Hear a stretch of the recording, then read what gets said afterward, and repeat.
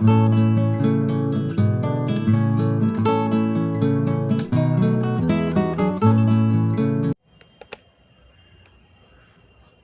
गुरु चरण सरोज रज निज मनुखर सुनार वरनो रघुबर विमल जस जो दायक फल चार। बुद्धिहीन तन जान के सुमिरो पवन कुमार। बल बुद्धि विद्या देव मोहि हरहु कलेश विकार। कथा प्रारंभ होते हैं आओ वीर हनुमान। राम लखन सीता सहित आसन आए विराजो सियापति राम। जय जय राम मेरे प्रभु राम करो कल्याण। पार्वती पहि जाए तुम प्रेम परीक्षा ले। रामा प्रेम परीक्षा ले गिरे प्रेरे पठयो भवन। दूर करो संदेह सियापति राम। जय जय राम मेरे प्रभु राम करो कल्याण। मंगल भवन अमंगल हारी द्रवहु सुदशरथ अजर बिहारी।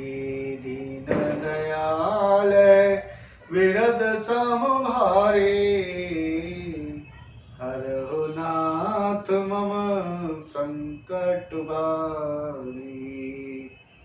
तो हे भक्तजनों, हम कथा शुरू करते हैं। जहाँ से विश्राम किया था वहीं से आगे हम कथा का प्रारंभ करते हैं। तो शंकर भगवान कहते हैं सप्त ऋषियों से कि तुम जाकर पार्वती की परीक्षा लीजिए और मैं उनके जप से तप से और प्रेम से बहुत प्रसन्न हूँ और पार्वती जी को उनके घर जाकर और उनको घर भिजवाइए। ऋषि गौरी देखी ताह कैसी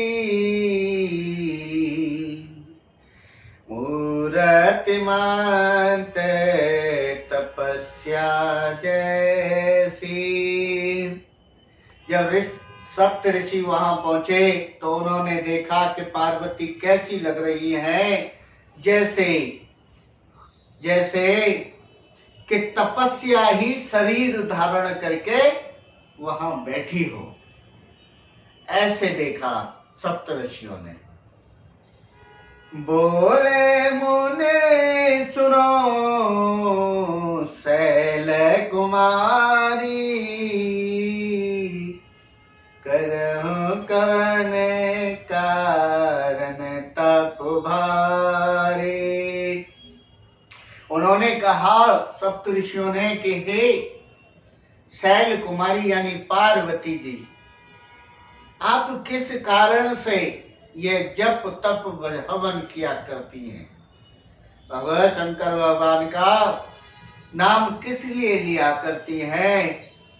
तो कहने लगे हे भक्तजनों कि ऋषियों ने वहां जाकर पार्वती को देखा तो माना मूर्तिमान यानी कि बिल्कुल मूर्ति की तरह पार्वती जी वहां तपस्या कर रही हैं।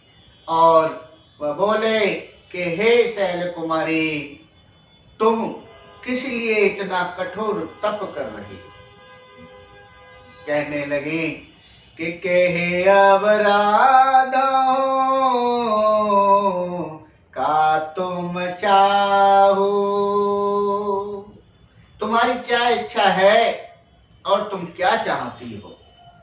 हम सन सत्य मर्म के निकाहो। तो हे शैल कुमारी हमें समझा कर कहिए। कहत बचन मानो अति सकुचाई, हसी हाँ सोने हमार जड़ताई।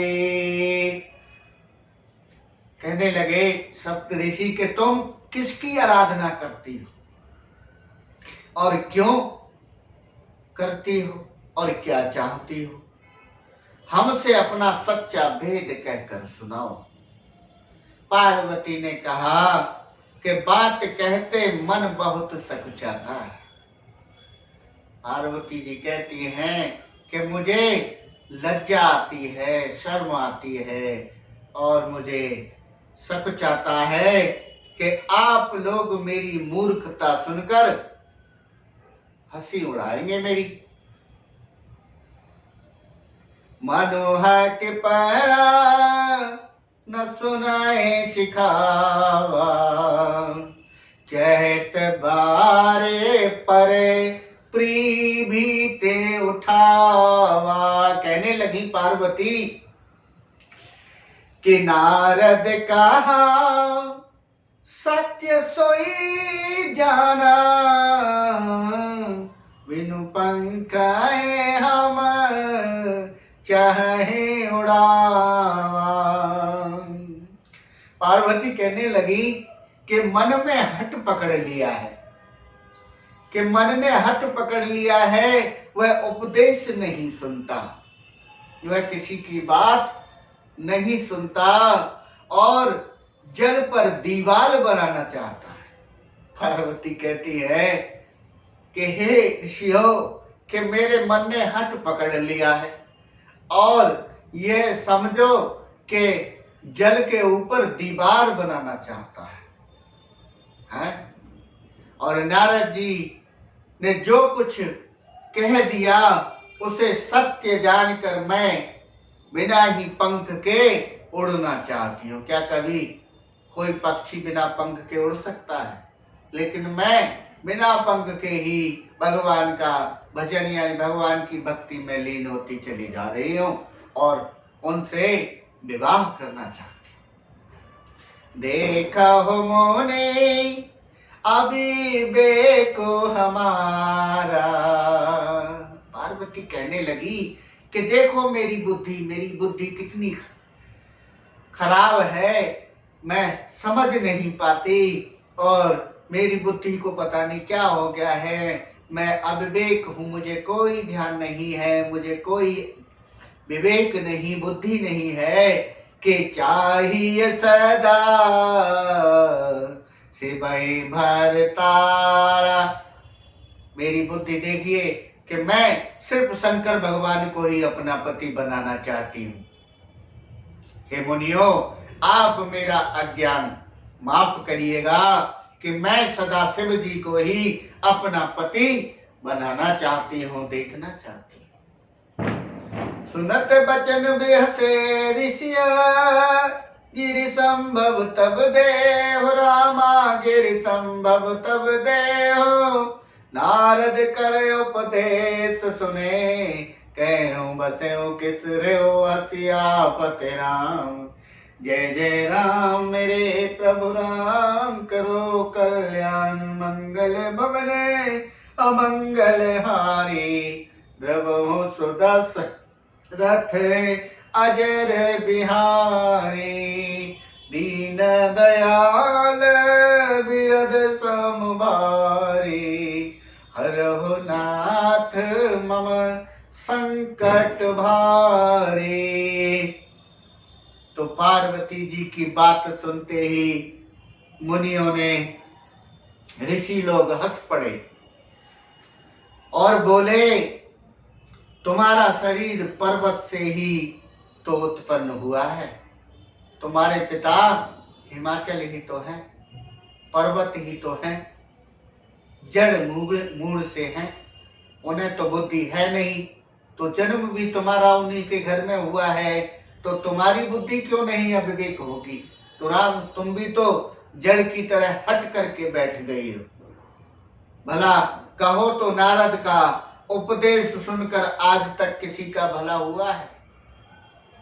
उनकी जो उपदेश दिए उनके सुनते ही कभी किसी का भला हुआ है? तो कहती हैं दक्ष सुता उपदेश ही जाई,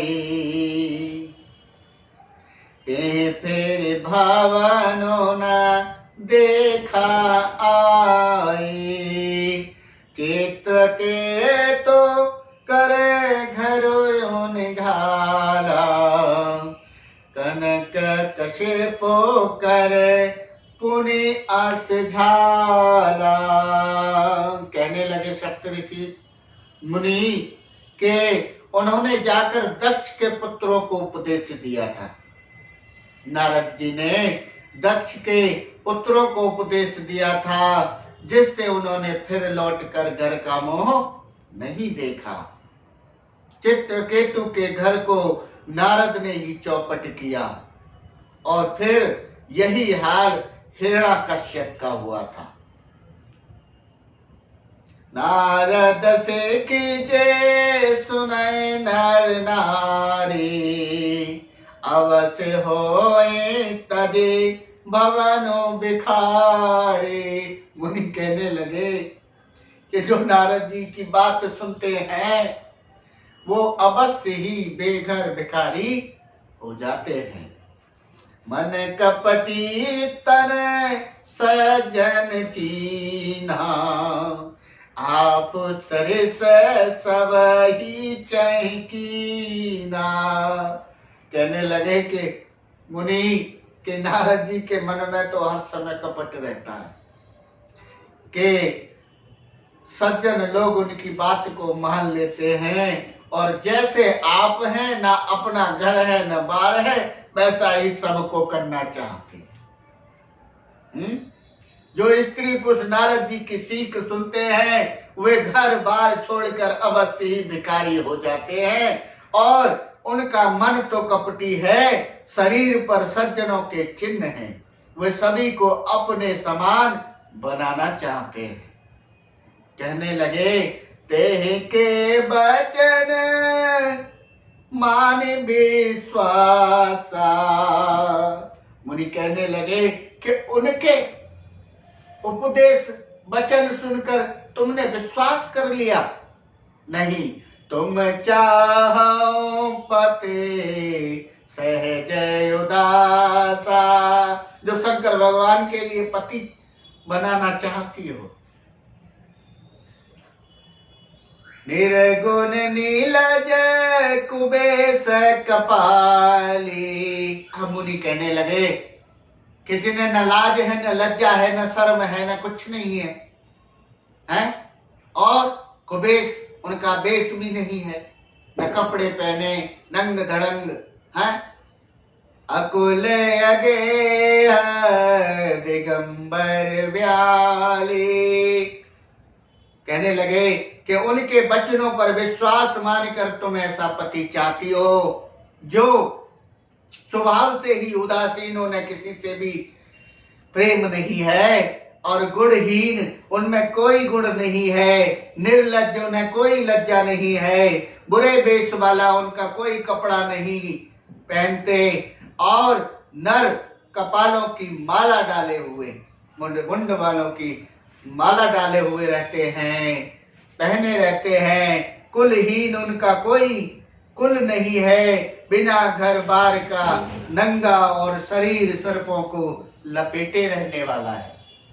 ऐसे पति को तुम बनाना चाहती, ऐसे शंकर भगवान यानी शंकर जी को तुम पति बनाना चाहती हो। हे शैल कुमारी, क्या तुम्हारी बुद्धि खराब हो गई है? हाँ? बिल्कुल ही अविवेक हो गया है, तुम्हें बिल्कुल भी बुद्धि नहीं है। कबने सुख अस बर पाए, भले भूले हो ठग के बोराए। पंच कहे शिव सती बिहाए, पुण्य अवडेरे मराए ताई। मुनि कहने लगे कि ऐसे ऐसे वर के मिलने से कहो तुम्हारा क्या लाभ, तुम्हें क्या सुख मिलेगा, और तुम उस ठग नारद के बहकावे में आकर सुख भूली हो, सारा घर बार राजबार फाट तुम भूल गई हो। तुम्हें किस चीज की कमी है? और पहले पंचों के कहने से शिव ने सती से विवाह किया था, परंतु फिर उसे त्याग कर मरवा डाला। अब सुख सरोवत सोच नहीं, भीख मांगे भव खाए रामा, भीख मांगे भव खाए। सहजे काके के भवन, कवों के नार खटाए, सियापति राम। जय जय राम मेरे प्रभु राम, करो कल्याण मंगल भवन, अमंगल हारी। द्रवहु सुदशरथ अजर बिहारी, दीन दयाल बिरद समुभारी। हरहु नाथ मम संकट भारी। अब शिव को कोई चिंता नहीं रही, भीख मांगकर खा लेते हैं और सुख से सोते हैं। ऐसे स्वभाव से ही अकेले रहने वालों के घर भी भला क्या कभी स्त्रियां टिक सकती हैं। तो आज हम कथा यहीं विश्राम करते हैं, आगे की कथा हम आगे वीडियो में सुनाएंगे। तो कथा विसर्जन होती है, जाओ वीर हनुमान, राम लखन सीता सहित हृदय करो विश्राम। बोलो श्री राम।